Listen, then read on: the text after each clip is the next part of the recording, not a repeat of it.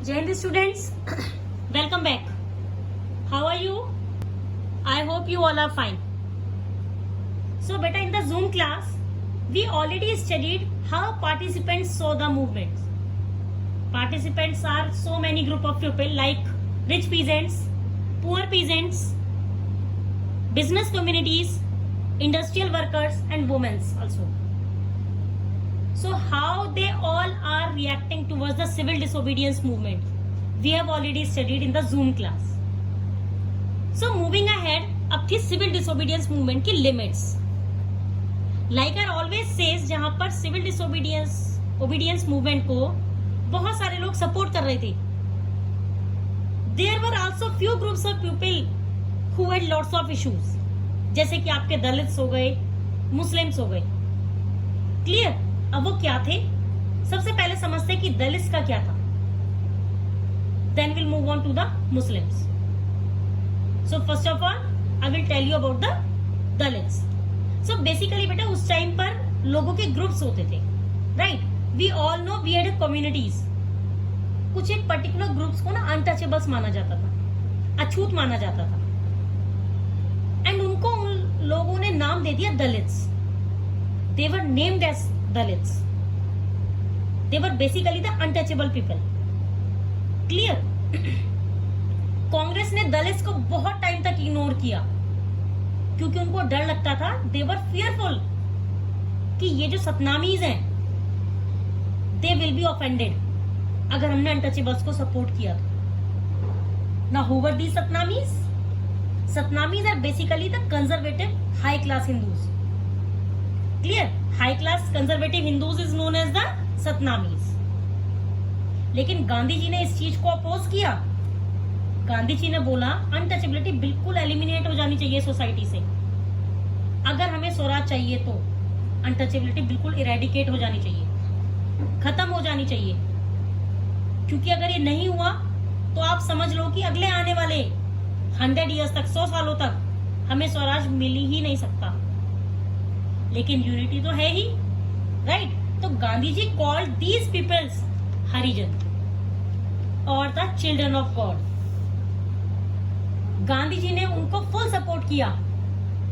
उन्होंने उनके लिए बहुत सारे सत्याग्रह भी ऑर्गेनाइज करे. अब उस टाइम पर क्या होता था ना कि जो अनटचेबल्स लोग होते थे, ये जो पूरी कम्युनिटी होती थी, ना तो कोई पब्लिक फैसिलिटी यूज करने दी जाती थी इनको, ना तो इनको टेम्पल्स में एंटर करना अलाउ था, क्योंकि लोग मानते थे कि दे वर इम्प्योर पीपल. तो गांधी जी ने उनके लिए बहुत सारे सत्याग्रह किए for their entry in the temples, public facilities use कर पाए, access to the public things, basically जैसे रोड्स हो गई, स्कूल्स, टैंक्स, यानी हर चीज को एक्सेस कर पाए अनटचेबल्स. अनटचेबल्स के पास हर चीज डेफिनेटली होनी चाहिए क्योंकि है तो वो इंसानी. क्लियर? तो गांधी जी ने इसके साथ साथ अपर कास्ट लोगों को पर्सुएट करा, कन्विंस करा, टू गिव अप करा दिस सेन ऑफ अनटचेबिलिटी कि हमें लोगों के अंदर बिल्कुल भी डिफरेंस नहीं करना चाहिए because all are the peoples of God. तो अब जो दलित्स थे उन्होंने भी धीरे धीरे अपने आप को ऑर्गेनाइज कर लिया. They also had been organized themselves. और वो चाहते थे कि उनकी भी रिजर्व सीट्स होनी चाहिए in educational institution, basically in schools, colleges and in government organisations. जितनी भी गवर्नमेंट वाली चीजें थी उनमें उनको भी रिजर्व सीट्स होनी चाहिए. And they wanted a separate electorate. अब वो चाहते थे कि सेपरेट इलेक्टोरेट में उनको जगह मिल जाए, उनको भी एक सेपरेट इलेक्टोरेट मिल जाए. That would actually choose only the Dalits people for the legislative councils. So basically, directly or indirectly, they also wanted a place for themselves in the legislative council or basically in the government. And they also wanted to participate in the policy making or decision making of the government. Clear?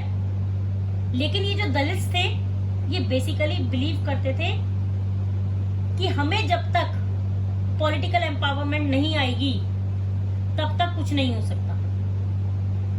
So they actually believe कि ये political empowerment जो है उससे उनकी सारी की सारी problems resolve हो जाएंगी। जितनी भी प्रॉब्लम्स हैं उनको सोशल डिसेबिलिटीज को लेकर, वो सारी की सारी रिजॉल्व हो जाएगी, ऐसा दलित्स मानते थे। क्लियर?